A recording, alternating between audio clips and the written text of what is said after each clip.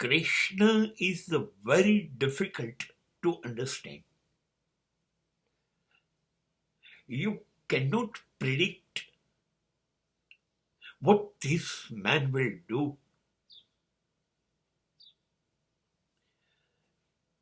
કૃષ્ણ ક્યારેય ઓળખાયો જ નથી. કોઈથી પણ ક્યારેય નથી ઓળખાયો કૃષ્ણ.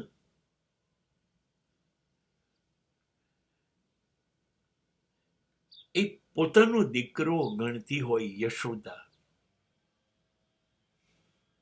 સજા કરતી હોય, પોતાના ધોરણ મુજબ જીવે એવું ઈચ્છતી હોય.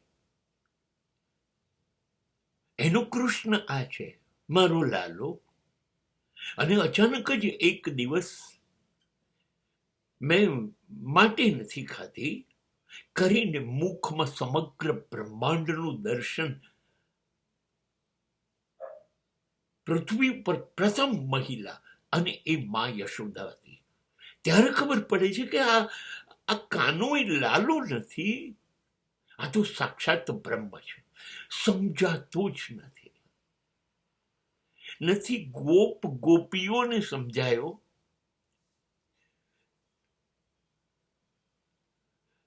ગોકુળ વૃંદાવનમાં કોઈને સમજાયો નહીં.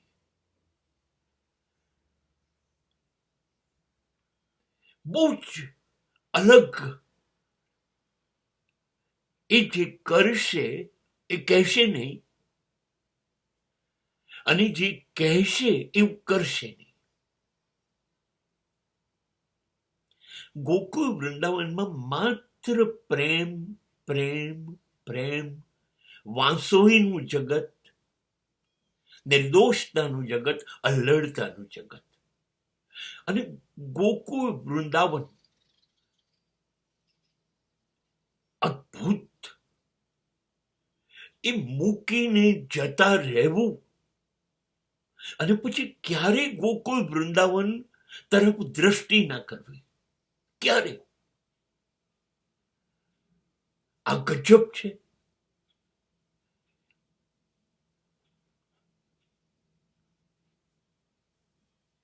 ગયા પછી સગા મામાને પહેલા મારી નાખવાના.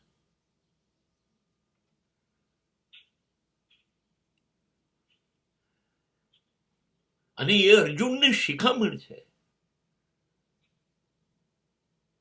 કે તું એકલો કોઈ ભીષ્મને દ્રોણાચાર્યને નથી મારવાનું, હું પણ મારા સગા મામાને મારીને આવ્યો છું.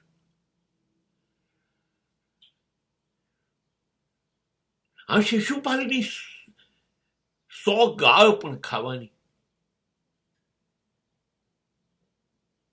અને તરત જ જે આંગળીઓ વાંસળી વગાડતી હતી એ આંગળી ઉપરથી સુદર્શન છૂટે અને ધડ પરથી માથું અલગ છૂટે.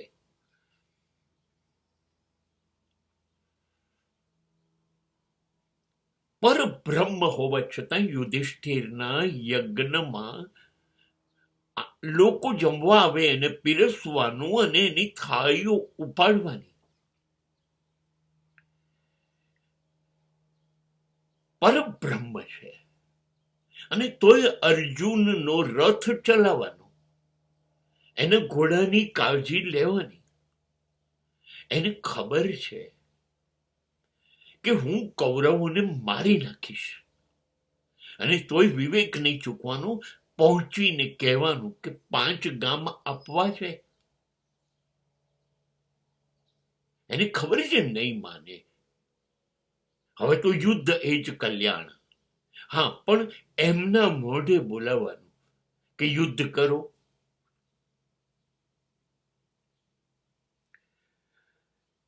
એક બાજુ વૃંદાવન ગોકુળની અંદર બા સ્વરૂપે યમુનામાં નહાતી ગોપીઓના કપડા લઈ અને કદમના વૃક્ષ ઉપર ચડી જવાનું.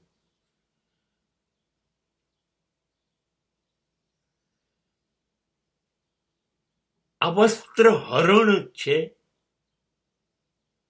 હવે કોને સમજાશે? વર્ષો પછી દુઃશાસન દુર્યોધનની સભાની અંદર દ્રૌપદીનું વસ્ત્રહરણ થતું હોય તો વસ્ત્રહરણ કરનાર કૃષ્ણ જ એટલા વસ્ત્ર પૂરે કે સભા થાકી જાય જોઈને અને દુઃશાસન થાકી જાય ખેંચીને.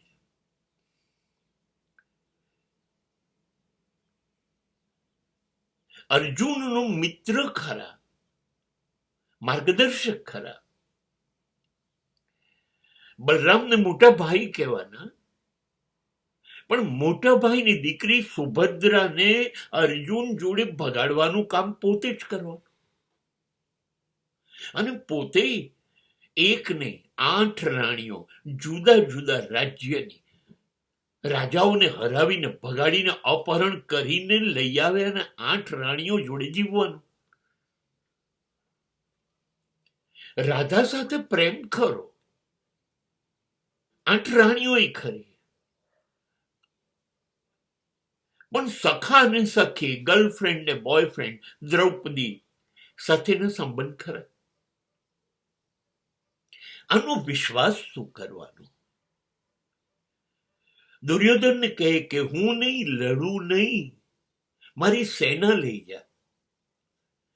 અને પોતાનું લશ્કર આપે એની સામે જ અર્જુન ની જોડે રહીને લડાવવાની, પોતાની સેના સામે જ લડવાનું.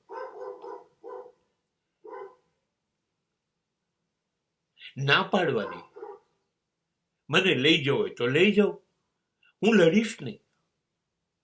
અને લાગે તકલીફ છે તો ભીષ્મની સામે રથનું પૈડું લઈને પણ દોડવાનું. દુર્યોધનને પણ નગ્ન કરીને એની મા પાસે હાજર કરવાનું. કર્ણને પણ ફોડવાનો પ્રયત્ન કરવાનો. કયું કામ છોડ્યું? ગાંધારી શ્રાપ આપે તો મંજૂર. વિદુરની ભાજી ખાવાની દુર્યોધનનું મહેલનું સ્વાગત નહીં સ્વીકારવાનું.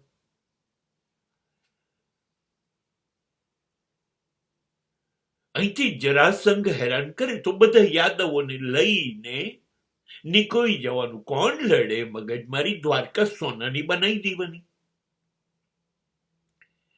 બેસ્ટ આર્કિટેક્ટ, 3 બાજુ દરિયો, હવે કોઈ આવી જ ન શકે લડવા દ્વારકામાં. આવવું હોય તો એક જ રસ્તો જમીનનો, બસ. એટલે લડવાનું એક જ બાજુ.